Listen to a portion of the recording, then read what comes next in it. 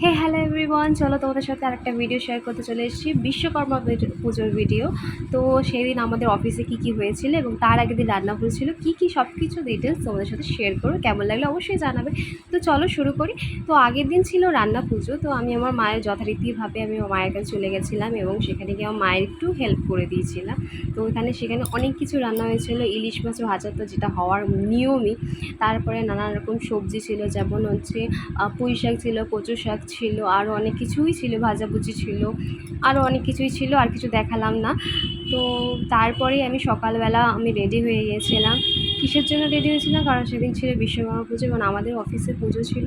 তো যার জন্য একটু হালকা ফুলকা মেকআপ আর্টিস্ট হয়েছে, একটু মেকআপ না করলে চলে। তো একটু তো মেকআপ করতেই হয়। তো খুবই মিনিমাম একটা মেকআপ আমি লুক করে নিয়েছিলাম, আর গরমও প্রচুর পড়েছিল, যার জন্য আমি একটা খুব হালকা ফুলকা মেকআপ এখানে করে নিয়েছিলাম। খুব কম কোয়ান্টিটিতেই মেকআপ করেছি। আর তোমরা যদি এরকম ভিডিও দেখতে চাও যে খুব কম কোয়ান্টিটিতে কীভাবে মেকআপ করবে গরমে, তো অবশ্যই আমাকে কমেন্ট করে জানিও। তো এটা ছিল আমার ফাইনাল লুক। কেমন হয়েছে অবশ্যই জানাবে আমাকে, আর কেমন দেখতে লাগছে কিন্তু জানাবে। তারপরেই আমরা চলে গিয়েছিলাম অফিসে এবং আমরা দুজন কিন্তু পেয়ার আপ করে শাড়ি এবং পাঞ্জাবি পরেছি। কেমন লাগছে অনেকে জানো। তাও তোমাদের আমাদের অফিসের ট্যুরটাও একটু দেখিয়ে দিলাম।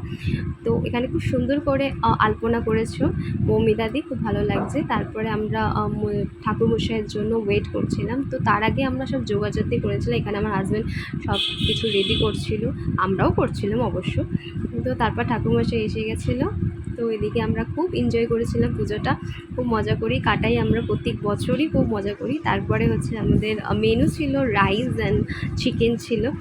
তো খুব ভালো খেতে হয়েছিল রান্নাটা। তো আমার ভিডিওগুলো কেমন লাগছে কিন্তু অবশ্যই জানাবে। আর যারা আমার ভিডিওটা নতুন দেখছো তারা অবশ্যই সাবস্ক্রাইব করে দিও।